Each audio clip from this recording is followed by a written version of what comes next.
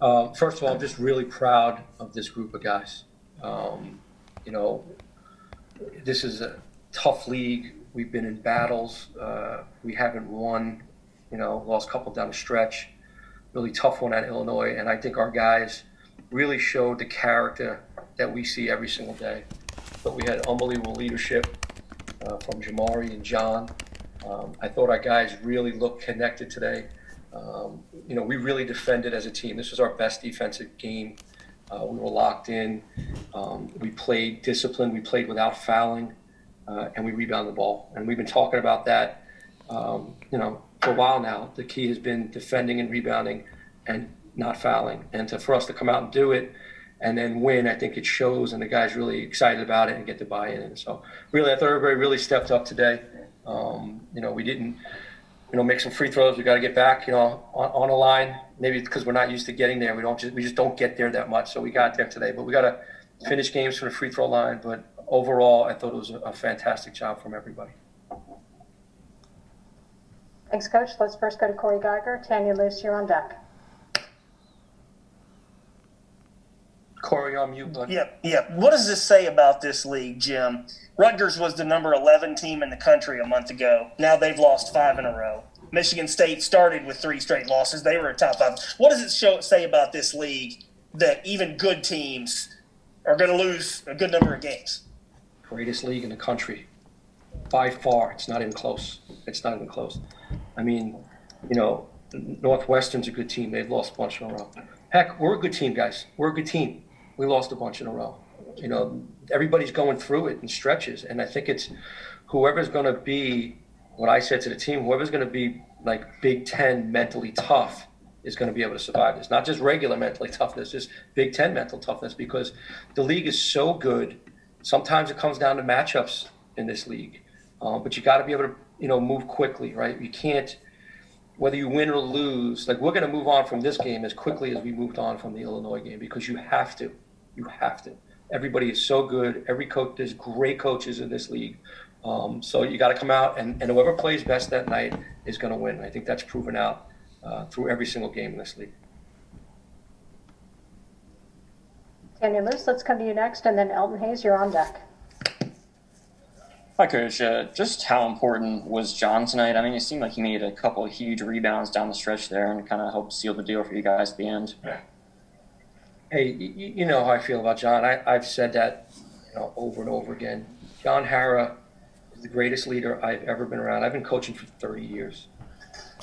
He is the most consistent human being, and that's in everything.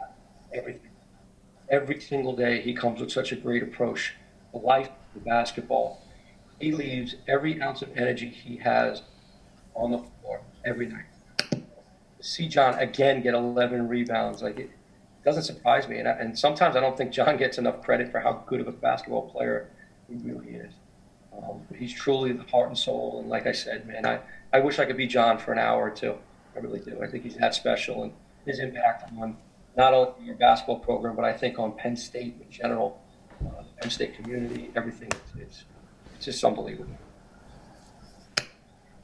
Elton Hayes. Look, Coach, can you hear me? Yes, Elton, I can. Okay. Coach, Seth Lundy, a guy who started the season on fire, the first few games was leading you all in scoring, kind of took a step back, after the postponement, comes out tonight and scores his second highest output, but not only does that, he also had a double-double with, I believe, 11 rebounds. Where's he kind of been, Coach, and what do you attribute to that burst through today? Well, you know what, Elton, what people don't realize is he's a young sophomore. He comes out of the gates. He has 2 great games. But what people got to realize is there's always another team on the other side of the court that they're focusing. So they kind of gone after Seth and put him on top of the board and guard him, So he's got to adjust to it as a young sophomore. And I think what we did the other day as a staff, I think it was good for Seth. We kind of took him out of the starting lineup. And what I said to him was I want you to see the game a little bit.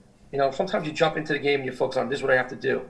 So I thought it was a good idea. Just let him out there, let him see what's going on in the game and figure out where he fits into the game or where his shots are going to show. And then, again, we just kept talking about if people are taking away your shooting, you can still have an impact on the game by defending and rebounding. And I thought Seth really bought into that and had a great night for us tonight. And if he continued to do that, we got a chance to be pretty good.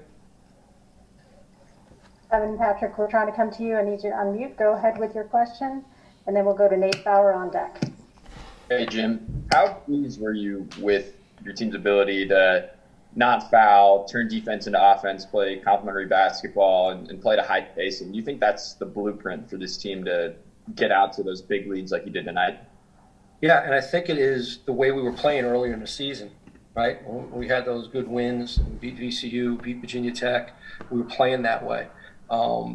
Obviously, you get the Big Ten play, it's a little bit different. There's bigger, more physical guys, and we were just fouling too much. We were getting hurt interior-wise, and we were fouling too much. We were getting strung out defensively. You had to pause, right? So now you had to get back into rhythm of playing games and figuring out game speed. And I really believe that those two games that we had at Purdue and at Illinois helped us get better to put a product out like we did tonight, which is the way we're supposed to play. Now we just have to do it consistently. Okay, we've got 4 questions left. Justin Morgenstein, Mark Brennan, Owen Abbey, and John Sauber, and that'll end this session. And then we'll have Myron Jones coming up next. Jim, they mentioned on the broadcast a few times how you guys have the #1 strength schedule in the country now. What kind of challenge is that, and how does that help you, as this thing moves along? It's really challenging, really challenging. I mean, it's brutal.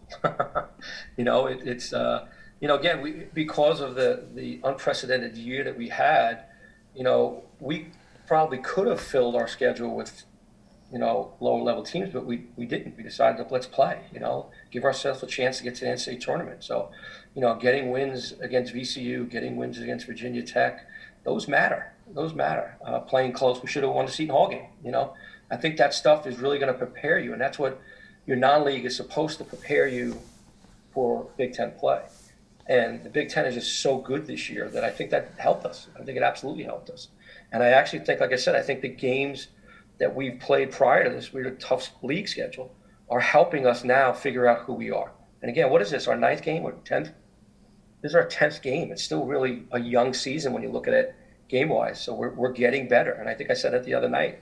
We might have lost that game, but I see it. We are getting better, and that's what we have to continue to do.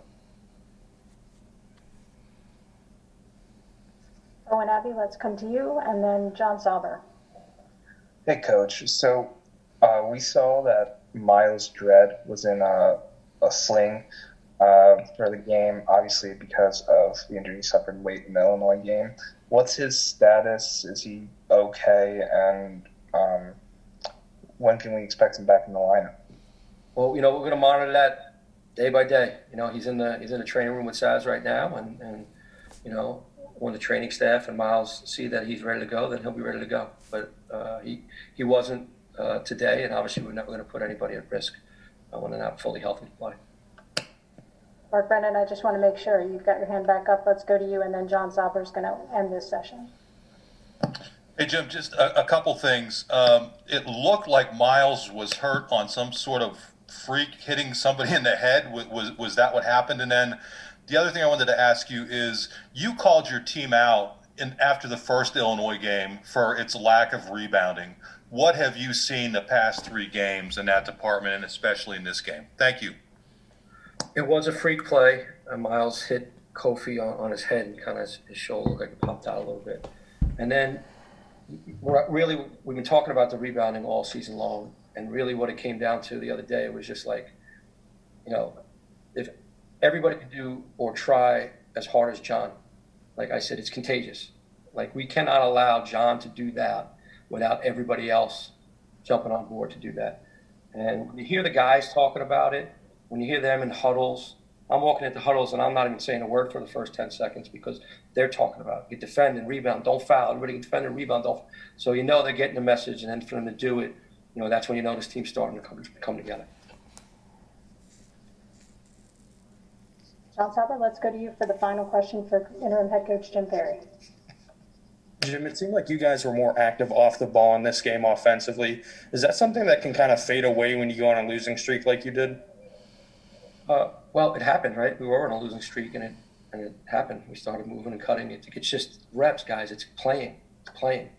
It's us getting opportunity to play game. You can drill things You can set up practice. I can draw up a practice right now and make it awesome. It'll be all the drills look great. Everybody be bouncing all over the place. It'll be great. But you got to be able to do the things in the games, and that's what it comes down to is this game experience for our guys. But those cuts by Zay, the cuts by MJ, vital plays that we work on all the time, and then guys really trusting each other making plays.